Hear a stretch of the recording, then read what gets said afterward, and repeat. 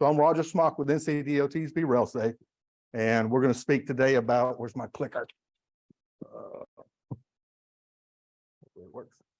About some findings, we'll go over some myths about railroad trespassing in your communities, and hopefully give you a toolbox or some resources to mitigate those railroad trespassing events in your community. So, Chris, anything you want to say before we get started? We're going to co-present, and the survey that you're participating in is on railroad safety awareness. Is a product of NCA&T University's research study on rail noise propagation. Why folks can't hear the train noise and train horn when they're walking in the rail and their right of way until it's too late. So a part of that research is this survey you're participating in. So there'll be part A, you'll take now, and then part B after our presentation. All right. So we've done introductions, perceptions and risk. Today you found out, hey, we signed up for this presentation today. Somebody, just speak up if you will. What did you think you might learn today? Or leave here with? This is my opportunity to lower your expectation, is what I'm saying. Okay. So if you will, somebody by a show of hands, what you might learn today and be able to take back. Mary Kay, and my apologies.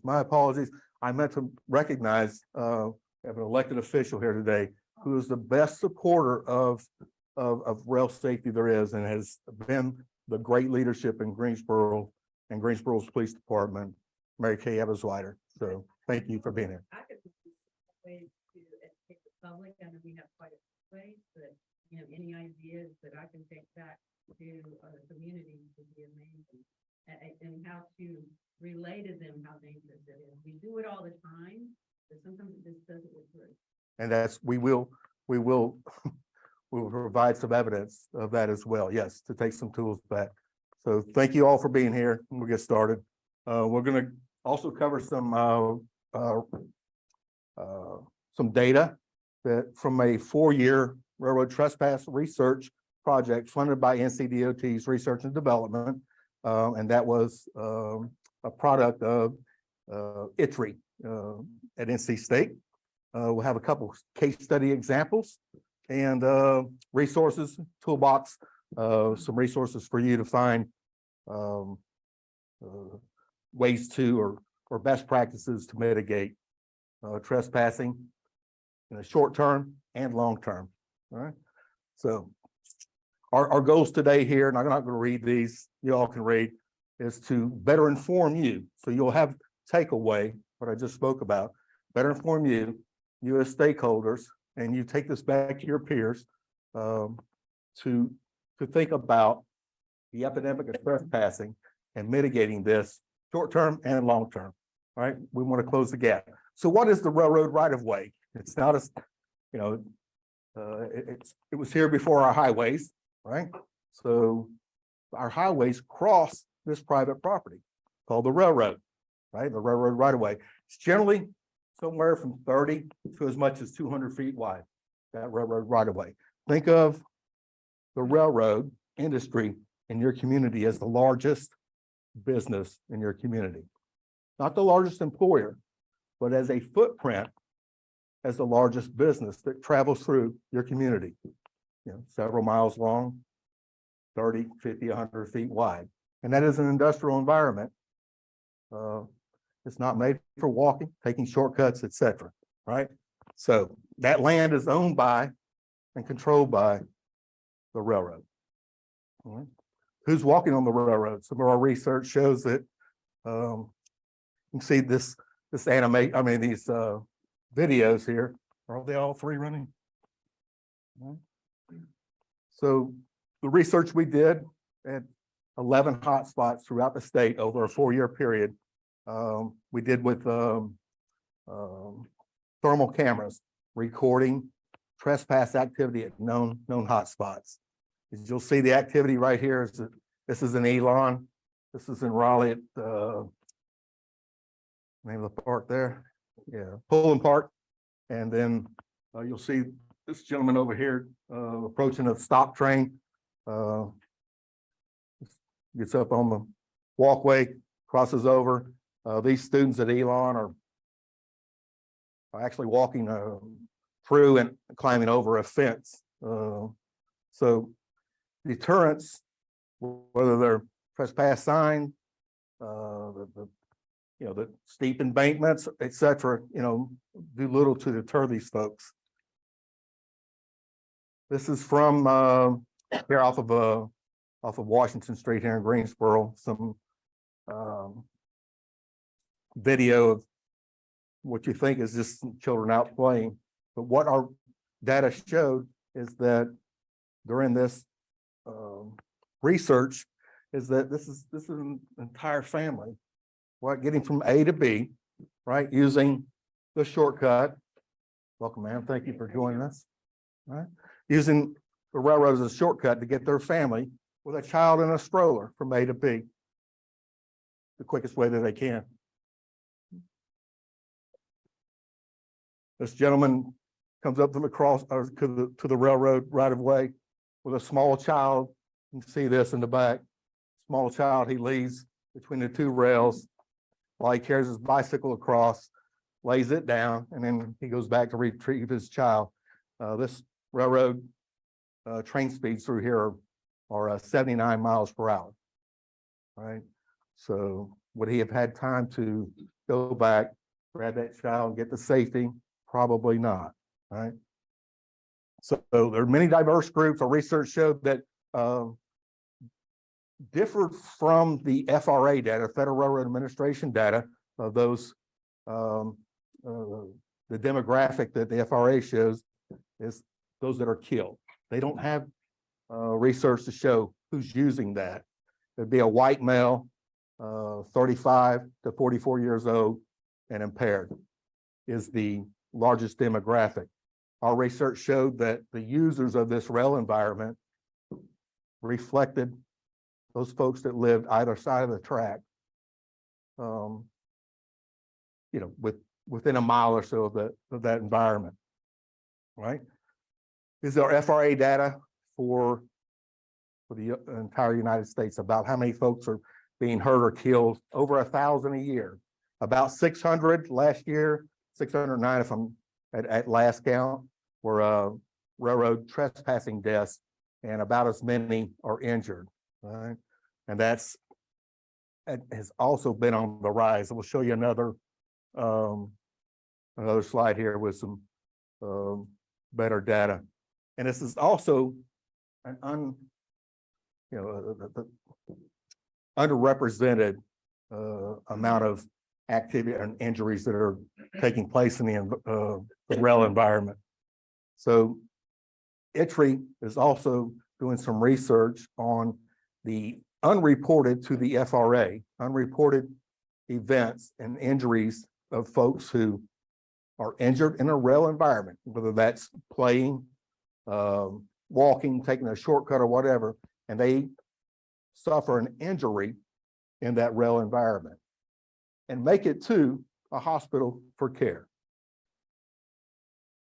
We haven't finished that data. It's been extremely complex, very complex, but we know from other colleagues who've done quick searches through the NMSIS data, the emergency department data, that there is reason for us to pursue this data. And it is a significant amount of injuries that are taking place that aren't being reported to the FRA. We want to have a better understanding of that, so we know what's going on in your community, right? So this is a graph, and it reflects the number of railroad highway grade crossing crashes versus the same time period. It's about a 40-year period from 81 to 2021. versus the railroad trespassing fatalities. And I'm going to point out a couple of things here. We're going to spend a minute or two on this slide. I think it's very important. So this data. Okay, I will. So the orange line is the grade crossing fatality from 1981 through 2021. You see a depreciation, right? Actually, an 82% reduction on railroad crossing vehicle collisions. That same time period from 1981 through 2021, the blue line represents the trespassing fatalities during that same 40-year period. I often refer to this as a 40-year experiment, more or less, because in 1987, the Section 130 program for grade crossing improvement came along. And that also coincides with what? The depreciation, that 82% reduction. Meanwhile, unchecked, no funds, no education, no interest in reducing those deaths. We also have an increase of 35% on railroad trespassing deaths. So it tells me, if you want to do something, you can have good results. And we do. With the railroad crossing deaths, 82% reduction, it's a pretty remarkable program. That also includes railroad crossing closures, separations, taking the railroad or the highway over or under the railroad, because the best crossing is no crossing, a closed crossing, right? But it also is very concerning that there has been no funding to address the trespassing. These humans who were but for that 4 feet, 8 1/2 inch distance between your two rails, had they not entered that private property, had they been struck on a sidewalk parallel to that or a highway, they would have mattered. Their life would have mattered. And there would have been funds for that. But those deaths that occur in that private railroad right of way goes unfunded. So we're here to talk about that, make you aware of that, and how you might be able to prepare, engineering out, planning out these nuisance attractors and inconveniences when you go into a community to plan whatever, and it affects that community along a rail environment. Because those human behaviors, just because you put in a new highway or separate a railroad crossing, those humans who walked from their community to the store or to work will not deter them. They will find a way. This also comes at a great cost too. So later on, you'll see we also made available to you through a research project funded by NCDOT's Research and Development, a cost tool for a rail-related event. ITRI did that research as well and created an Excel spreadsheet, plug and play cost tool. And we capture for each rail-related event a number of things: the casualty, the fatality and injury costs, equipment damage, delay, rerouting, shipper cost, law enforcement response, public safety response cost, emissions cost, etc. And over you can see here, 11-year period, when we averaged in North Carolina about 140 rail-related events annually.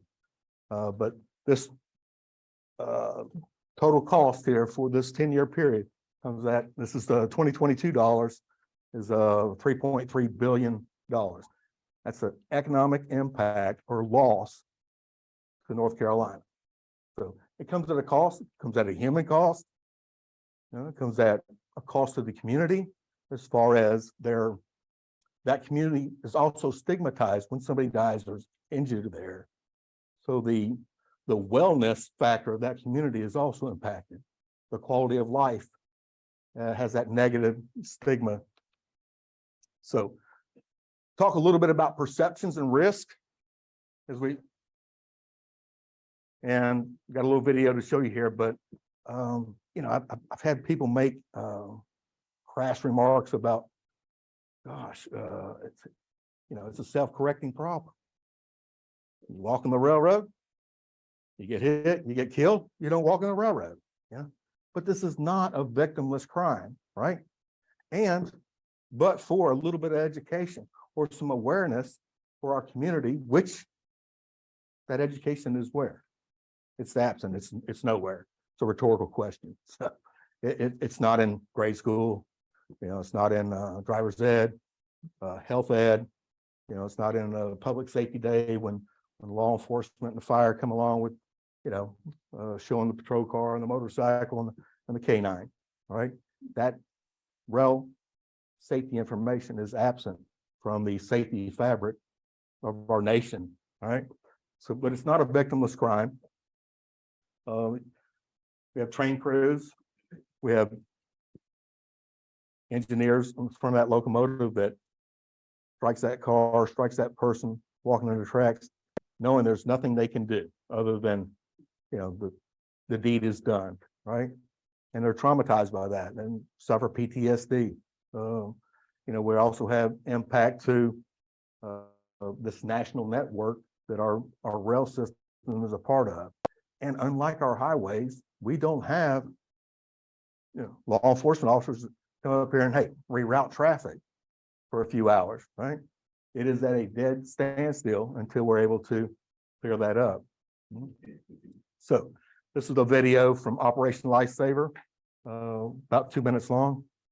And we're going to talk about the victims.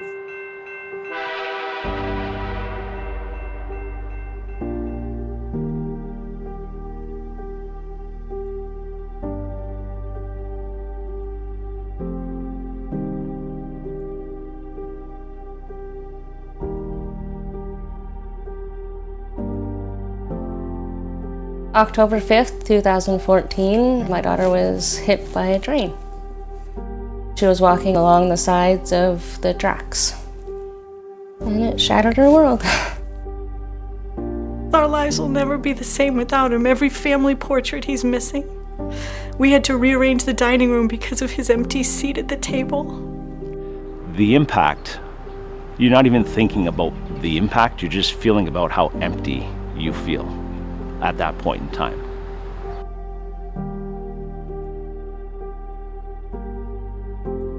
All I really heard was just the sound of the train, and I thought if I opened my eyes I would see it, so I just kept my eyes closed because I was that scared, and I was actually hearing it and I was feeling it, and I felt all my scars burning up.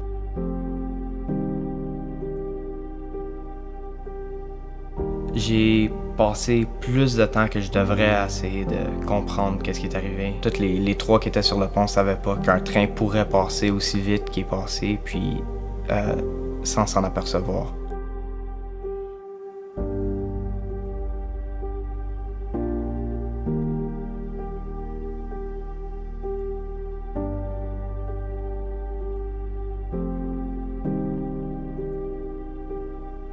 That image stays. That image is forever burned into your psyche.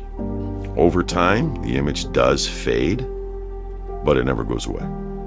It's a part that you carry with you for the rest of your life. It's not worth going on the tracks. It's not worth anyone's life to be on the train tracks. Every grade crossing and railroad-related incident is preventable, and it's preventable by people not being on the tracks in the first place.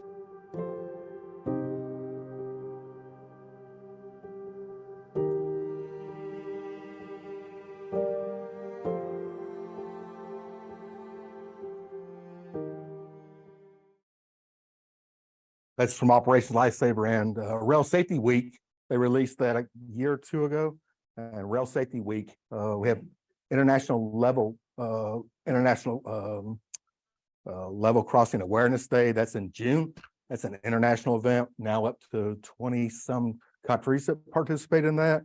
North Carolina Operation Lifesaver and BeRailSafe participates in that. And the last full week in September is Operation Lifesaver North America Canada participates that as well, is Rail Safety Week, 7 days of rail awareness campaign. So we'll talk a little bit about some myths, and may get some feedback from you. I may call on you for some feedback, but walking across the tracks or down the railroad it's legal, right?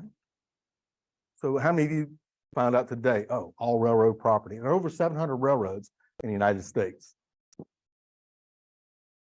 Until today, some of you didn't know, oh, that's all private property, right?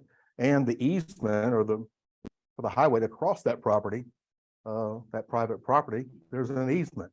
Anything outside of that, beyond that, the extent of that easement is private property. It's also an industrial environment that's very dangerous, right? So, but a lot of our public believe, oh, it's there in the open, like a highway, right? It's easily accessible, right? So I probably have some access to that without it being illegal. I mean, it's a natural assumption. There aren't signs, there aren't fences, doesn't say stay out or keep away. Yeah. And our folks they're not dumb. They know the easiest, quickest route from point A to point B is a straight line. So they're going to choose that. And they've been conditioned to, because they learned it from who? From family members, friends, right? It's not heavily enforced, is what I'm saying. So that myth becomes intergenerational unless we break that cycle with some education. Most casualties on the tracks are due to homeless or suicide. Well, that is a myth. So FRA data will probably put that at about 40 or 50% from intentional acts. And they only started keeping that data like 6 years ago. So they don't have a long track on that, no pun intended, but they don't have a long record, right, of measuring that. I've been measuring and doing follow-up interviews with every strike that's, whether it's a person walking on the tracks or a vehicle that's struck at a crossing. Do follow-up interviews with our officers, our investigators, to better understand the approximate cause and the contributing factors of that, and also to get a better demographic. FRA doesn't keep a good demographic. So my anecdotal data shows that we're probably in a 25 to 30% range of intentional harm. Those other 70% are unintentional acts. So, train noise, trains are loud. Everybody will hear it. Gosh, who can't hear that? However, I've been in this position about 9 years. And every time one of our NCDOT passenger trains strikes a passenger or a trespasser walking in the tracks, I view that locomotive video to understand the environment, what's going on there, to observe these behaviors from these folks. And more times than I care to count, it's the same reaction. Generally walking with or without earbuds, with their back to the train, and about the time they perceive something, turn and then have to make a decision, going left, right, or do nothing. It's too little, too late. Right? So that goes both ways. Not only does the perception and reaction time occur for our trespasser walking on the tracks, the same thing has to occur. That perception and reaction has to occur for that engineer. So that time lapse of going up, milepost, whatever. Oh, wait, is that a dog? Oh, is that a human? Oh, and now he has to make a decision to sound the horn, to put on the brakes. And then so we've got that time lapse on the beginning. We also have it on the end. Now, more often than I care to say, it's too little, too late. And those people lose their lives innocently walking, not impaired, not intentionally wanting to harm themselves, under the myth that I'll see it, I'll hear it, I'll feel it, right? I'll feel the vibration. I think a lot of that comes from conditioning that we're subject to when we're sitting at a railroad crossing, right? And that train's passing by, and we can hear the wheels dragging on the, at the crossing, and the rattling of the cars, etc. But just think about how quiet that train is before it gets there. But for the ringing of the bells and the train horn, they're actually very quiet due to a number of reasons. The engineering of that railroad track has changed considerably over the past few decades. The rail is no longer jointed where you got a click where the wheel goes across those joints. They're welded together and the ground smooth. The engineering on the trains themselves have improved. The axles and the engines have become more EPA friendly and become more efficient and quieter, and the rails have gotten quieter, right? So it makes for a very stealth-like environment, right? So Chris is going to take over and talk about a few more myths and then go into our research. Yeah, so this is bringing back some memories from 6 years ago that I haven't thought about in a while, just listening to you talk. I remember the first time I was sitting for a research project with Roger and Jamal and others, and Richard Mullinex, I think, was there too. And I remember being probably like a lot of y'all sitting in that room thinking, well, this is just going to be a discussion about, how we can reduce suicide attempts and get homeless people off the tracks. Like that, literally, I think that's a normal thought. I had that exact thought, I'll admit it. Now that we've looked at a lot of these events, thousands of these events, and we have videos of a lot of these, if you'd like to see them, they're private YouTube links, but we could share them with you if you needed them for presentations, if we get agreement ahead of time. We have ways to do that. So I was one of those people. And so one of the things that's really occurred to me in talking with Roger is train noise, kind of going along with this myth number 3. And I don't think you mentioned it, Roger, but you have commissioned a study, I believe, with A&T. Yeah. Yeah.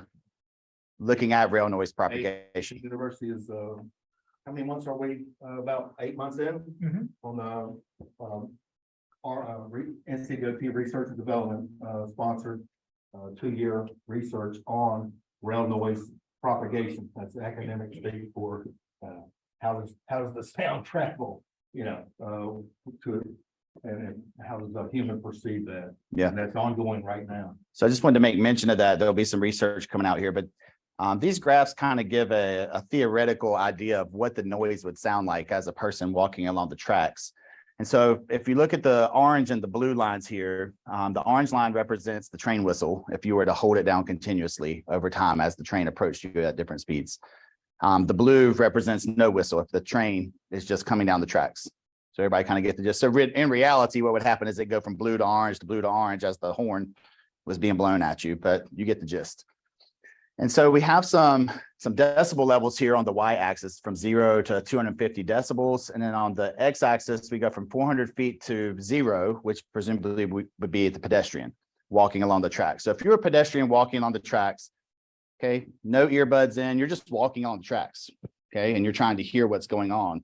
From 400 feet, the train is going to sound like a sewing machine. You're probably not even going to pay attention to it. Okay, you're not even going to think anything of it.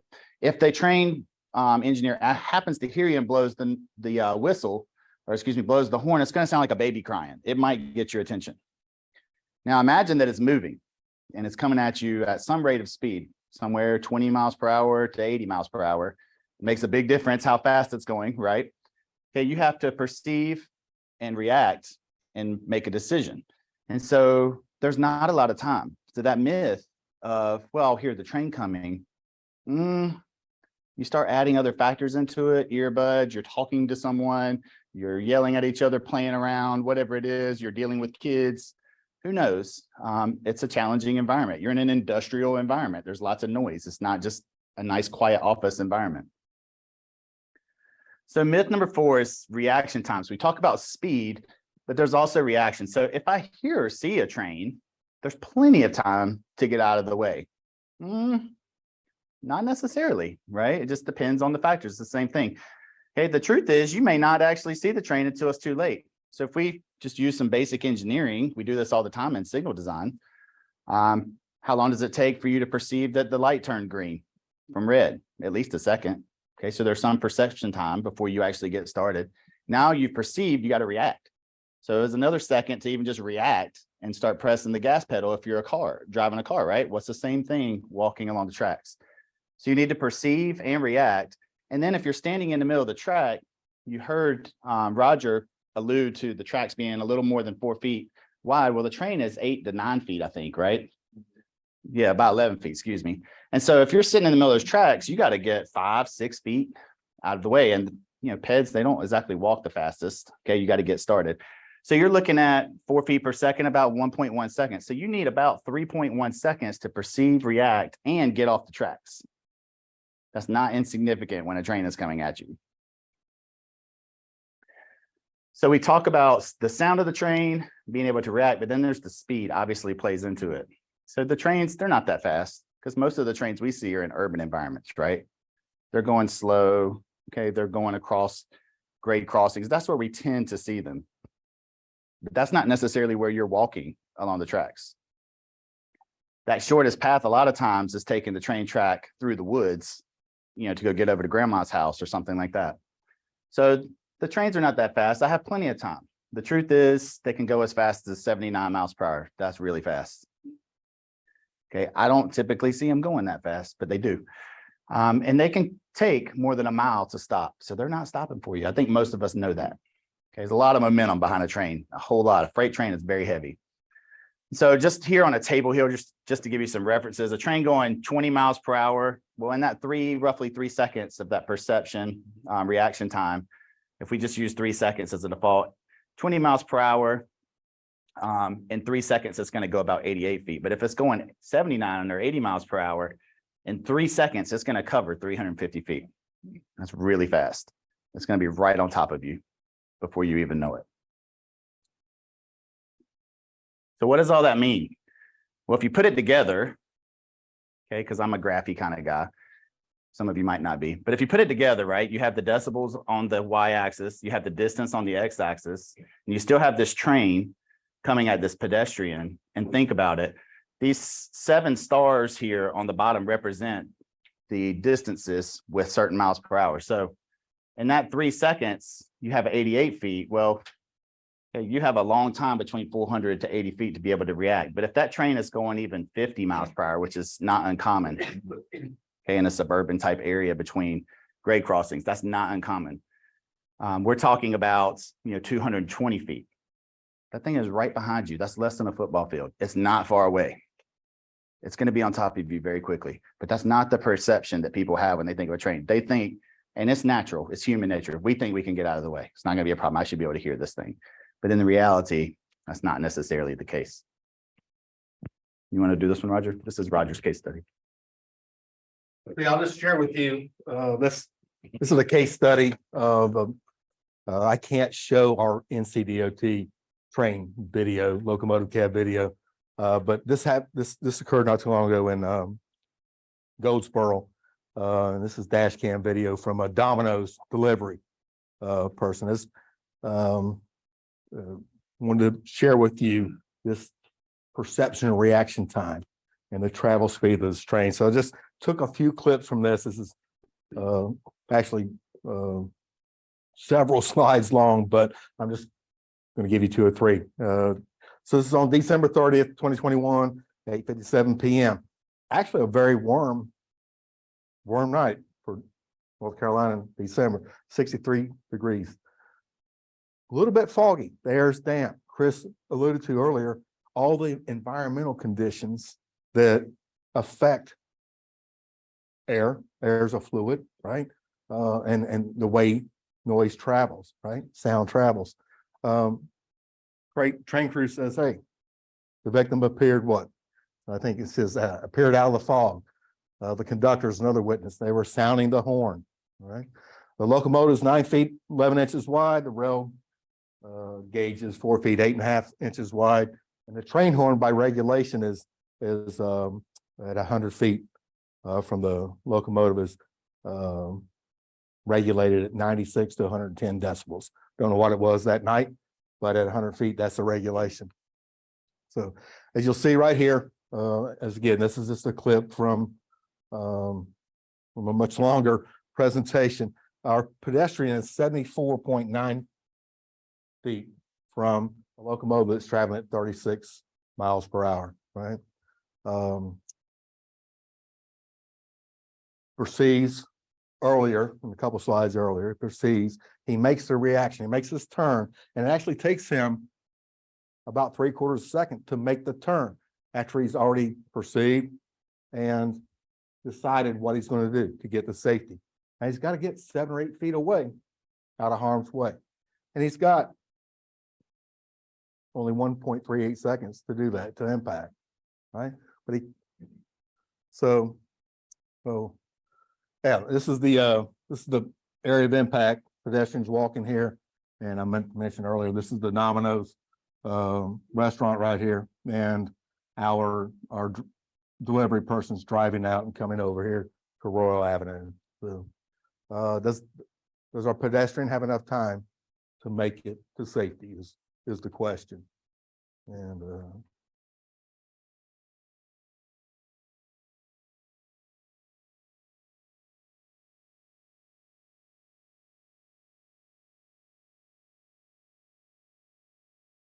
so did he make it? Yeah, just barely caught his arm and pulled him back in from the handrail and pulled him back inside the train, and he died. So did a lot of math on this, and he's literally just inches away. But again, I remind you that that perception and reaction is on both sides. This is not a fast moving train. This locomotive is 36 miles an hour. What's that? About 50 feet a second, somewhere in there. Yeah. So they're actually stealthily quiet. And I've witnessed far too many of these. Just take my word for it. They are very quiet and they will approach you and catch you unaware. I stress this, and now I've got some law enforcement there with me. Hey, don't take this environment for granted. Yeah, I gotta give you this message. Oh, I don't see a train. I'll hear it. You're out there looking for some evidence. You got to jump and run. You're looking for a lost child, Alzheimer's, patient that wandered away from a care facility. Do the right thing. Stop that train traffic. Stop that train traffic. Don't take those unnecessary risks. And share that with your colleagues when you go back. All right, back to Chris. There's some law enforcement officers in here, and I'm just curious if any of y'all investigated trespass related fatalities or strikes. Raise your hand if you have. Willing to talk about that at any length at all, or don't want to talk about it, want to force it, but it has an impact, I'm sure, when you visit the scene like that. I haven't been to one, but it's got to be something you don't forget, I'm sure. So yeah. So let's talk about some statistics. This is from a North Carolina DOT study we did several years ago. Sarah seriously led the effort with myself and James and a couple other colleagues. And so you may recognize some of those names, but I want to talk through that just to show you the true scope of the issue. So FRA, they report incidents, casualties. Typically, it's going to be a fatality. But what that doesn't tell is the whole story. Well, how many people were struck? Okay, well, if that's how many people were struck, how many people are walking across the tracks that never get struck? Well, we have no idea. We just know that it happens. And we know that it has to happen more than just the people getting killed, right? So we're commissioned to basically look at static deployments of cameras at known hotspots, like hotspots that when we talk to the rail operators, they say these mile markers tend to have a lot of areas where we've had to lock the brakes, or we see people walking the tracks from origin to destination, or whatever it is. And so we went out and monitored several locations across the state. 680 days of data were collected, and I'll show you where those are. So in North Carolina here, the two main lines here run from Raleigh to Durham, and then from Rocky Mount down to Lumberton. There's some others sprinkled in here, but those are the two main ones. And so our first study with the circles with the dots was looking at the Raleigh to Charlotte corridor. That's the busiest corridor. And so we looked at sites in Durham, Raleigh, Mebane, Elon, Greensboro. Some of these are represented here in this room. Salisbury, Charlotte, Gastonia, and Shelby. And then we came and followed that up from Raleigh down to Lumberton with some other sites. So 11 total hotspots, more than 15,000 observations, which is a lot in 680 days. So you'll see some of that. I was actually very surprised at how many events we saw. And if we put all those together, about 23 pedestrians per day interacted with the tracks on average. That's the average. That's not the most we saw by any means. And of those literal hotspot locations, now we're not the camera on the front of the train, like following the train as it goes on track. We're just sitting static at a location and looking at it. And when we would see a ped interaction and then a train coming towards that, we saw 100 near miss in that 680 events.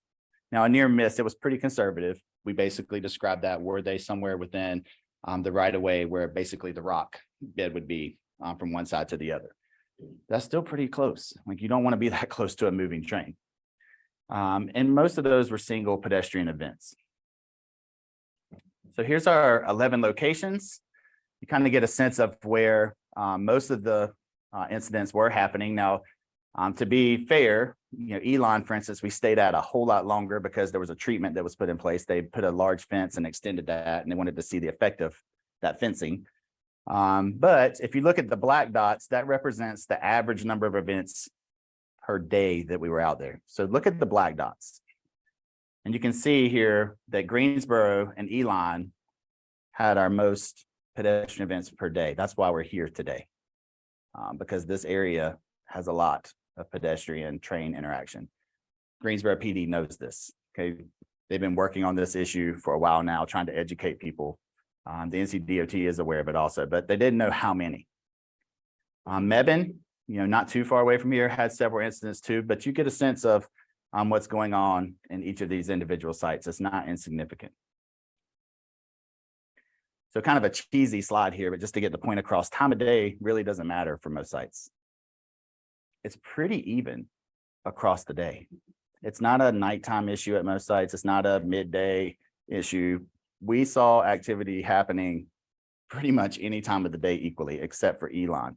And Elon was a very unique site because you have a university campus with housing on one side, you have restaurants and bars on another side. So the evening and nighttime activity was significant at that site compared to theirs. So it was a unique site, but we were able to kind of see some of those differences.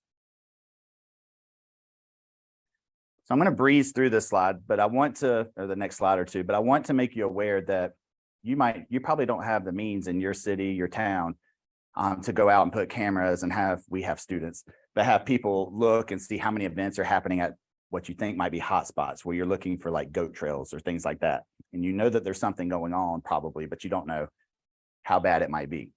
So in our report, if you're interested, you can reach out to us later and we can explain it in a little more detail. But there's a way to estimate this EAD, the estimated average daily events at your site. And that's based mostly on census data. And so you would take the census and you would look at your site within a certain distance around the site of interest that you're looking at for business density, things like that, residential density, and you would be able to predict roughly, it's actually pretty accurate, predict how many events you would anticipate happening in your area. So you get a sense of it. So I just want to make you aware of that. There's a lot of variables in there. So I put it in the slide in case one of you asks for this later, I can send it to you. But I would go look at the report or call us and we can help you with that. So just some quick case study examples. And we'll start to close out here. What we want you to think about in your areas, maybe you're the MPO, you're an enforcement agency, you're willing and have resources in some way, some capacity to try and help the DOT address this problem. Or maybe you apply for a grant. Okay, Greensboro's applied for a grant several years now for enforcement. And so maybe your town wants to apply for a grant. I would recommend you talk to JD and his colleagues about how to do that to help get some extra enforcement. And so where would you start? Well, you're going to start by looking at a map is the best way to do it. But you have to ask yourself first, why do people take the risk? You got to think like the person that's going to do it. They're going to take it because it's the shortest route. Roger already alluded to that. It's the straightest path from A to B. That's the most common answer you're going to get if you do a survey of this type. Well, it's the shortest path. I didn't have another good way to get there. And a lot of times it's an access issue. Like it's just hard to find a way to get there. And so maybe there's a way to provide better access for them to do it. It's the easiest route. I don't have to take my car over there and get in traffic. I just can walk across to the Sunny Mart and go get my beer or my Mountain Dew or my lunch, whatever it is. And there is a perceived low risk. And honestly, if you just look at a map in your area, the examples are not hard to find at all. When we did it, it didn't take us a day. We went down from Raleigh to Charlotte and just went along the whole site. We saw the goat trails. It was pretty obvious where people were walking. They've been doing it for years. The grass is not there anymore. You can find it. Okay. So just some examples here. We have an example in Lumberton, North Carolina. So it's not applicable to anybody in here, I don't think, but just as an example. It's got a crossing location here to the west, and I'll zoom in on it. And then they're using that green area between those two roads as a lateral walking area. So they're just walking parallel to the tracks on there. So it was very clear to find this one. So if you zoom in and kind of walk across, you can see the goat trails. And then you can see very clearly this walkway where they're walking along the tracks. I mean, it was half a mile. I mean, it was a long way. So you could see people were using that area. Why? They're probably trying to get over here to the church and the KFC and whatever else is over there. It's just the fastest route. And so they're using it.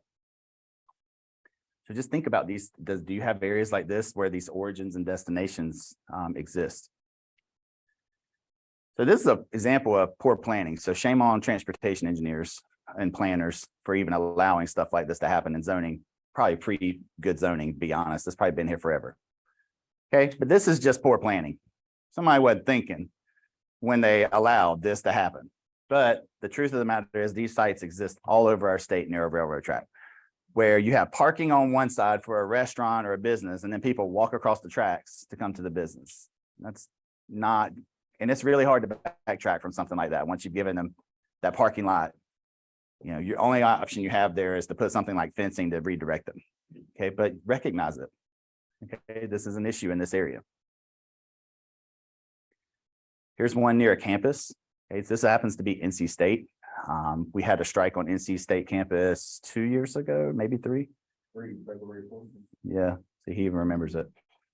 Called me, asked me to come out there and walk around with you and see where they might have accessed it because it's fenced.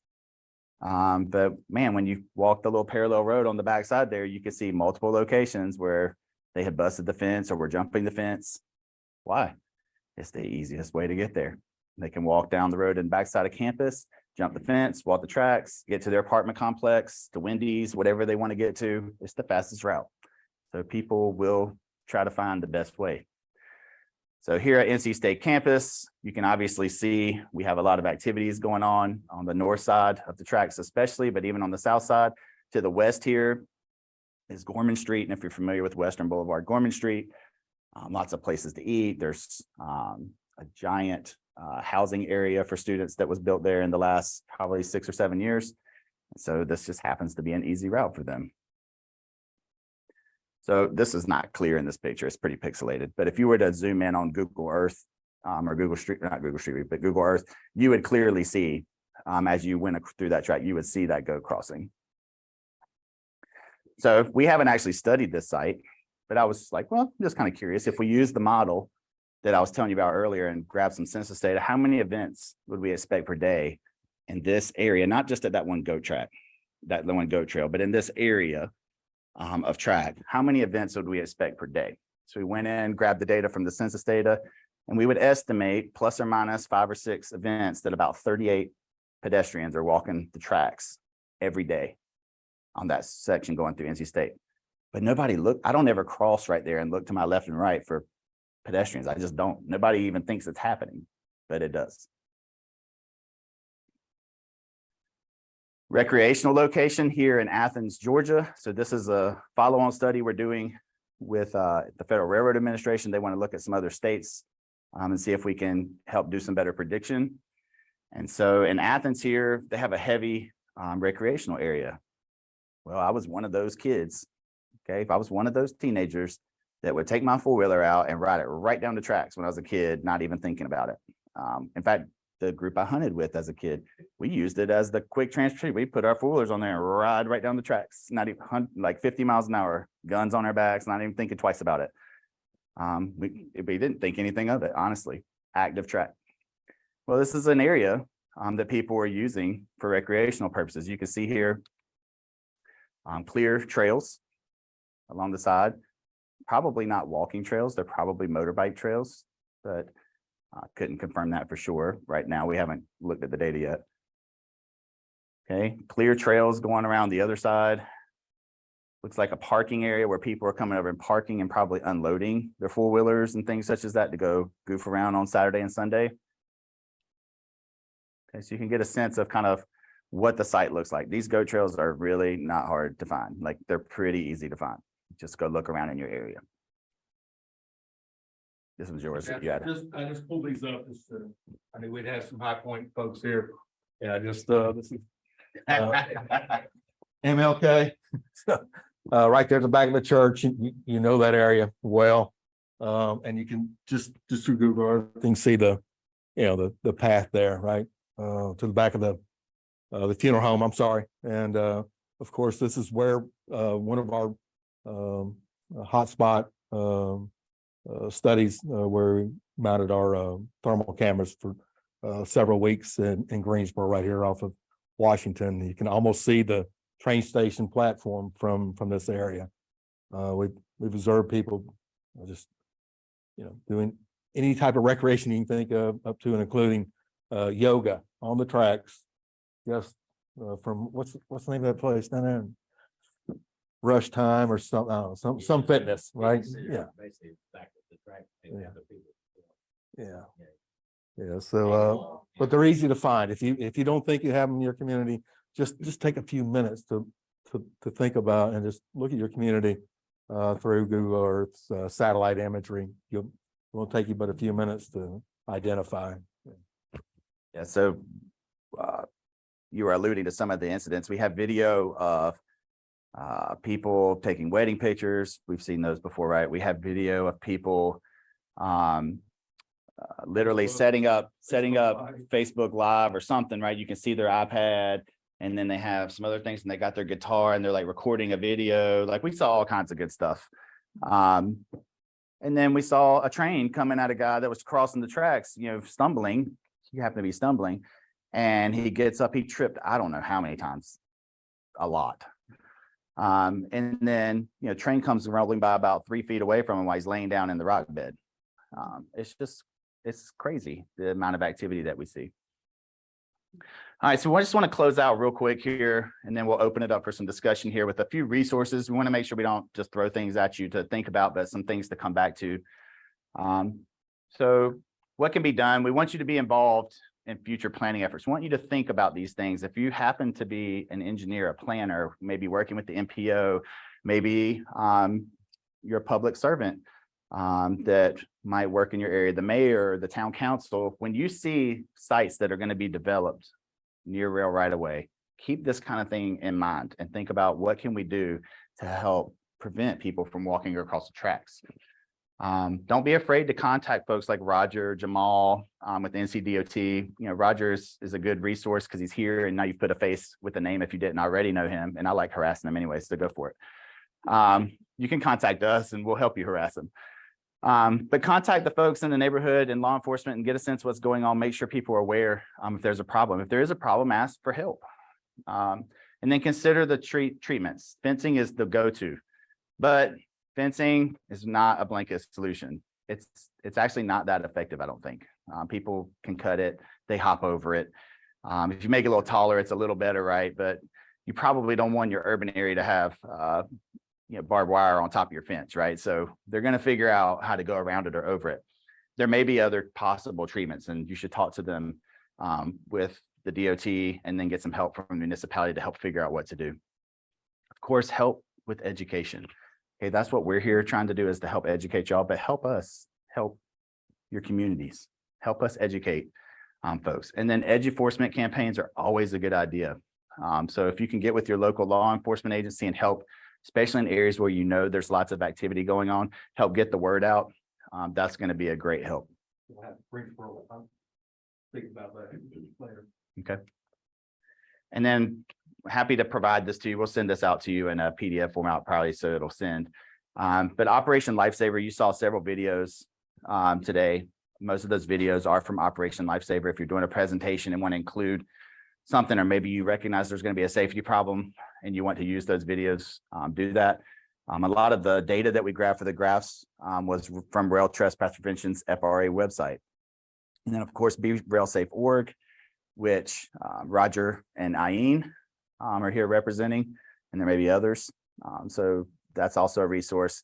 And then Roger mentioned, if you're trying to get an estimate of the cost, it's ultimately a safety issue, but that has costs that are burdened because of that. If you're trying to get an estimate of what those costs are in your area, that cost tool calculator is available also. One more resource slide.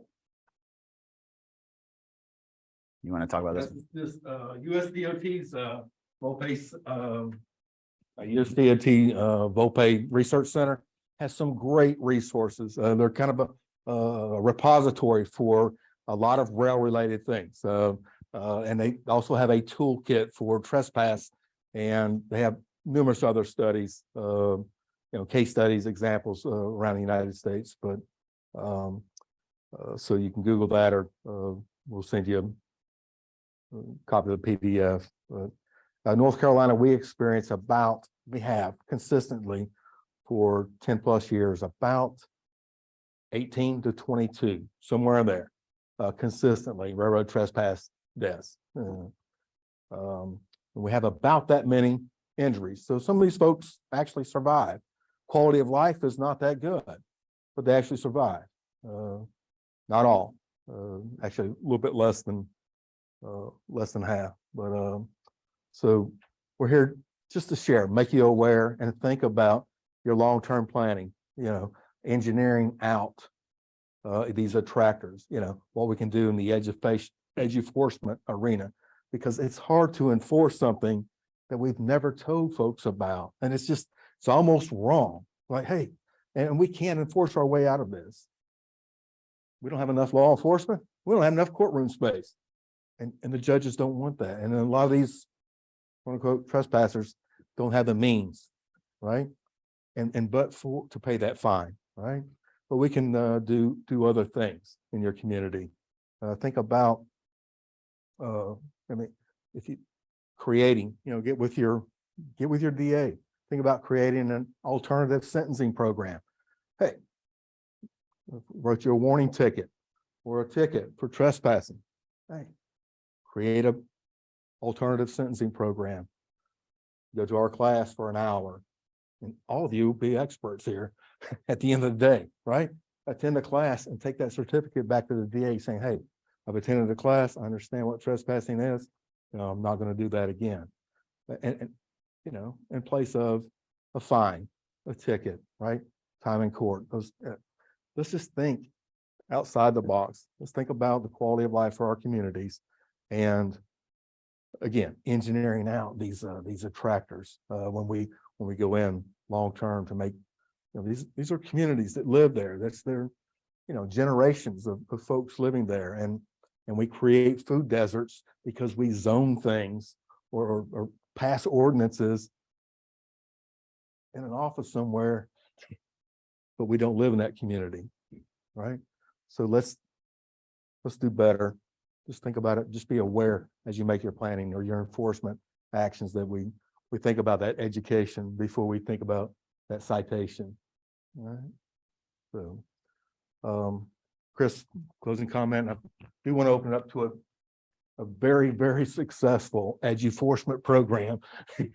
Edge enforcement program that I'm so proud to, under the leadership and tutelage of Mary Kay Abelsreiter and the Greensboro ATV patrol team. I want them to speak about the great success of that, because that's actually, until just 4 years ago, the Federal Railroad Administration didn't have funds to deter trespassing until they learned about Greensboro's edge enforcement program, their ATV patrol. and the success of that program, which accounted for about 1.19 deaths a year annually. Of 99 miles of track in all of Guilford County, a 3.1 mile stretch from Elm Street to Franklin Boulevard accounted for about 35% of all rail incidents in Guilford County. With the special enforcement attention and effort, I only want to, I cross my fingers and I say that they have saved lives. They have saved lives statistically. And I was on patrol with them one night with a person in a mental health crisis. And Dion and JD interacted with this person and got him some medical help. So it's a successful program. All right. And we'll have them speak about that in a moment. Yes, sir. Yeah, one of the things that I think is interesting about Roger and I working together is he's former highway patrol. I think most of y'all know that in here. I have no highway patrol experience, but I'm an engineer. And so one of the things that stood out to me in a recent rail conference was, and one or two of the presentations was, we're starting to circle back around to this idea of poor planning. And we are starting to see places where people never really wanted to build houses or condos or things like that near tracks. Now that's like prime real estate. And so one of the things that I would just encourage you guys, working in the cities or on the town councils, looking at zoning ordinances or changing zoning to allow certain things to happen, just keep that in the back of your mind where the attractors are with those types of things and what problems you might be introducing into your area.